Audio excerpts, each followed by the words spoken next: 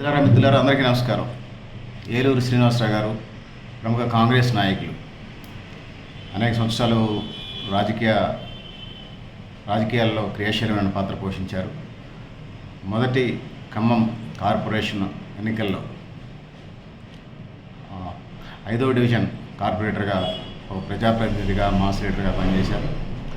Sir చెప్పండి, ప్రస్తుతం జిల్లా రాష్ట్ర రాజకీయాలు ఎలా ఉన్నాయో దాని మీద స్పందించండి, వివరించండి. అందరికీ నమస్కారం. నిన్న 4వ తారీఖు సార్వత్రిక ఎన్నికలు మనం అందరం కూడా రిజల్ట్స్ చూసాం. దేశవ్యాప్తంగా వచ్చినటువంటి ఫలితాలు మనం చూసాము. ఆ ఫలితాల్లో బీజేపీకి బార్డర్ లైన్లో మెజారిటీ రావడం జరిగింది. అది కూడా బీజేపీ ప్రభుత్వం మీద దేశవ్యాప్తంగా ప్రజలు వ్యతిరేకత చూపించినటువంటి పరిస్థితులు మనకు అనిపిస్తున్నాయి. మరి మోడీ ప్రభుత్వానికి వ్యతిరేకంగా దేశవ్యాప్తంగా పరిస్థితులు ఉన్నాయి. మరి అటువంటి పరిస్థితుల్లో కాంగ్రెస్ కూడా మనకు అందరికీ తెలుసు, గత ఈ 10 ఏళ్లలో కాంగ్రెస్ ఈ ఎన్నికల్లో అనూహ్యంగా పుంజుకొని దేశవ్యాప్తంగా మరి అధికారానికి దగ్గరలోకి వచ్చి కొద్దిగా పొటాపోటీలో అధికారానికి చేరువలో ఉంది. సరే, ఏదేమైనప్పుడు కూడా ప్రజలు కాంగ్రెస్ని దేశవ్యాప్తంగా విశ్వసించారు, ఆదరించారు. సోనియా గాంధీ గారి, రాహుల్ గాంధీ గారి నాయకత్వాన్ని బలపరిచారు. మరి ఆ నేపథ్యంలో ఇంత పెద్ద ఎత్తున కాంగ్రెస్ పుంజుకోవడం అనేది చాలా ప్రజలు అభిమానంతో అని మనం చెప్పుకోవాల్సిన అవసరం ఉంది. మరి ఏదేమైపోయినా ఇక రాబో కాలంలో కాంగ్రెస్ పార్టీకి మంచి భవిష్యత్తు ఉంది. నెక్స్ట్ మళ్ళీ ఇప్పుడు కాకపోయినా నెక్స్ట్ ప్రభుత్వంలోనైనా నెక్స్ట్ కాంగ్రెస్కి తప్పకుండా ప్రజలు ఈసారి అధికారం సెంటర్లో ఇస్తారనే ఆశాభావం ఉంది.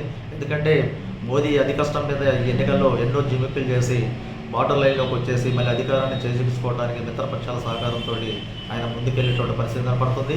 ఏది ఏమైపోయినా కాంగ్రెస్ని ప్రజలు మంచిగా ఆదరించారు అన్ని రాష్ట్రాల్లో కూడా.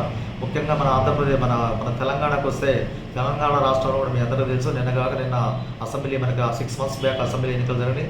ఆ ఎన్నికల్లో కూడా మరి అనువైనటువంటి ఘనమైనటువంటి ప్రజల తీర్పు రేవంత్ రెడ్డి గారి నాయకత్వంలో రాష్ట్రంలో మనకి అధికారం ఇవ్వడం జరిగింది.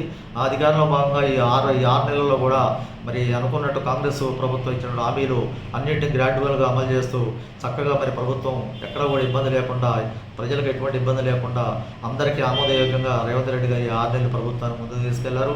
మరి దాంట్లో భాగంగా రుణమాఫీ కూడా, ఒక ముఖ్యమైన రుణమాఫీ కూడా ఆగస్టు 15వ తారీఖు రేవంత్ రెడ్డి గారు తప్పకుండా చేస్తానని చెప్పారు. అది కూడా వారు నెరవేర్చుకుంటారు. రుణమాఫీ కూడా తప్పకుండా రైతులకు న్యాయం జరుగుతుంది.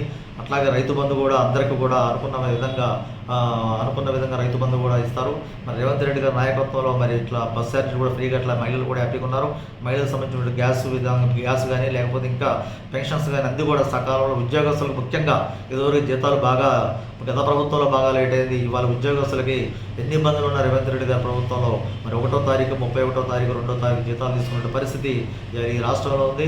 మరి మన ఖమ్మం జిల్లాకు వస్తే మనం చాలా అదృష్టవంతులం ఖమ్మం జిల్లా ప్రజలు. ఎందుకంటే మరి రాష్ట్రం మొత్తం మీద ఒక పరిస్థితి అయితే మన జిల్లాలో 3 మంత్రులు, ముఖ్యంగా మన రాష్ట్ర డిప్యూటీ సీఎం బట్టి విక్రమార్క గారు, అలాగే ఒక మంత్రిగా మనందరూ తెలుసు ఖమ్మం జిల్లాలో మనకి రాష్ట్ర డిప్యూటీ సీఎంగా బట్టి విక్రమార్క గారు మరి వచ్చి ఒక మంత్రిగా, అలాగే తుమ్మల నాగేశ్వరరావు గారు మరో మంత్రిగా, మరి అలాగే మరో మంత్రి శ్రీ పొంగులేటి శ్రీనివాసరెడ్డి గారు, అలాగే ఇప్పుడు మళ్ళా కొత్తగా నిన్న జరిగినటువంటి పార్లమెంట్ ఎన్నికల్లో కూడా మరొక వ్యక్తి, ఒక ముఖ్యమైన వ్యక్తి మనకి రఘురామరెడ్డి గారు కూడా సౌమ్యుడు మనకి జిల్లాకు రావడం జరిగింది.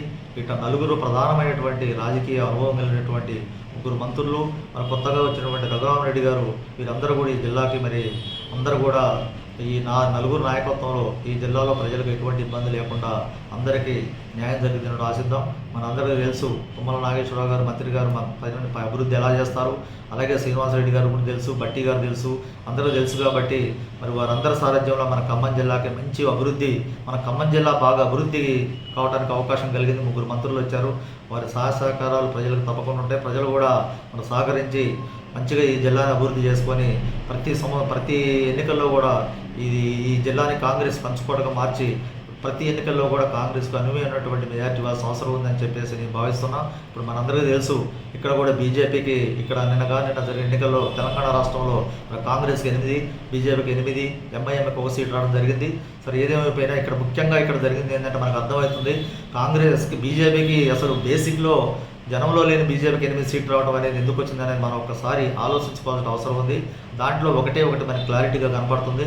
ఇక్కడ బీఆర్ఎస్ అనే పార్టీ కనుమరుగైపోతుంది రాష్ట్రంలో, జిల్లాలో కూడా కనుమరుగైపోతుంది. వాళ్ళు ఒకటే చేశారు, మనం ఎలాగో కనుమరుగైపోతున్నాం కాబట్టి మన ఓట్లన్నీ బీజేపీకి వేస్తే బాగుంటుంది. మనం ఎందుకంటే రేపు కేసులున్నా ఏదున్నా బీజేపీ తోటి పనిచేయించుకొని బయటపడాలనే ఉద్దేశంతో కుట్రతోటి వాళ్ళు బీజేపీకి సపోర్ట్ చేయడం వల్లనే ఇవాళ బీజేపీకి 8 సీట్లు రావడం జరిగింది. కానీ అది బీజేపీకి ఒరిజినల్గా బలం కాదు, అది వాక్ మాత్రమే అని చెప్పేసి నేను అభిప్రాయపడుతున్నాను.